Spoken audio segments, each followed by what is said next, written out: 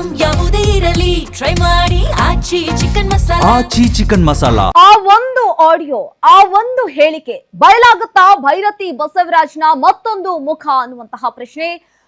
ಬಿಕ್ಲು ಶಿವ ಕೇಸ್ನಲ್ಲಿ ಸಿಐಡಿಗೆ ಸಿಕ್ಕಿದೆ ಮಹತ್ವದ ಸಾಕ್ಷ್ಯ.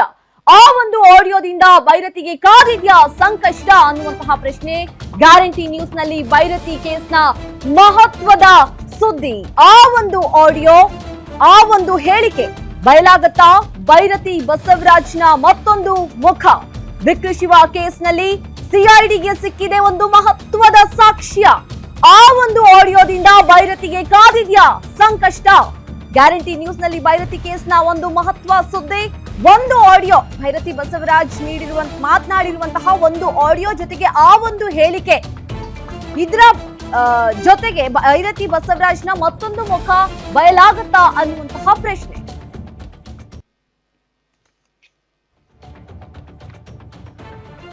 ಭೈರತಿಗೆ ಆ ಒಂದು ಆಡಿಯೋದಿಂದ ಯಾವ ರೀತಿ ಸಂಕಷ್ಟ ಎದುರಾಗಬಹುದು?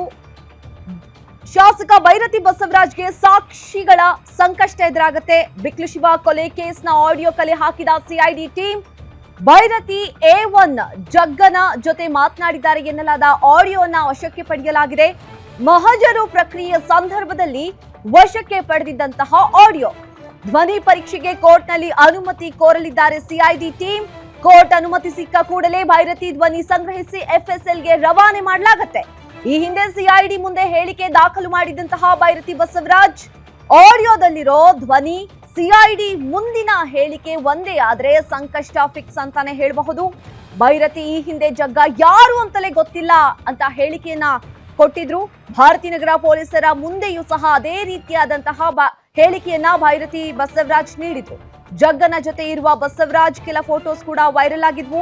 ಸುಳ್ಳು ಹೇಳಿಕೆ ನೀಡಿದ್ದೆ ಮುಳ್ಳಾಗೋಯ್ತಾ ಭೈರತಿ ಬಸವರಾಜ್ಗೆ ಅನ್ನುವಂತಹ ಪ್ರಶ್ನೆ. ಬಸವರಾಜ್ ನಿರೀಕ್ಷಣಾ ಜಾಮೀನು ಇದೇ ವಿಚಾರಕ್ಕೆ ರದ್ದಾಗಿದ್ದು, ಸಿಐಡಿ ಕಸ್ಟಡಿಯಲ್ಲಿರುವಂತಹ ಶಾಸಕರ ಧ್ವನಿ ಪರೀಕ್ಷೆಗಾಗಿ ಕೋರ್ಟ್ ಮನವಿಗೆ ಸಿದ್ಧತೆಯನ್ನ ಮಾಡಿಕೊಳ್ಳಲಾಗಿದೆ. ಸಿಐಡಿಯಿಂದ ತೀವ್ರಗೊಂಡಿದೆ ಭೀಕರ ಹತ್ಯೆ ಪ್ರಕರಣದ ತನಿಖೆ ಅಂತಾನೆ ಹೇಳಬಹುದು. ಹತ್ಯೆ ಪ್ರಕರಣ ಸಂಬಂಧ ಆಡಿಯೋ ಕಲೆ ಹಾಕಿದ್ದಾರೆ ಸಿಐಡಿ ಟೀಮ್. ಭೈರತಿ ಬಸವರಾಜ್ ಜಗ್ಗನ ಜೊತೆ ಮಾತನಾಡಿದ್ದಾರೆ ಎನ್ನಲಾದಂತಹ ಆಡಿಯೋ ಈಗಾಗಲೇ ಏನು ವಶಕ್ಕೆ ಪಡೆಯಲಾಗಿದೆ. ಈಗಾಗಲೇ ಕ್ರೈಮ್ ನಡೆದ ಬಳಿಕ ಮಹಜರ್ ಪ್ರಕ್ರಿಯೆ ಸಂದರ್ಭದಲ್ಲಿ ಈ ಆಡಿಯೋನ ವಶಕ್ಕೆ ಪಡೆಯಲಾಗಿತ್ತು. ಕೋರ್ಟ್ನಿಂದ ಧ್ವನಿ ಪರೀಕ್ಷೆಗೆ ಇನ್ನೇನು ಅನುಮತಿ ಕೋರಿ ಇವತ್ತು ಮನವಿ ಮಾಡುವಂತಹ ಸಾಧ್ಯತೆ ಇದೆ.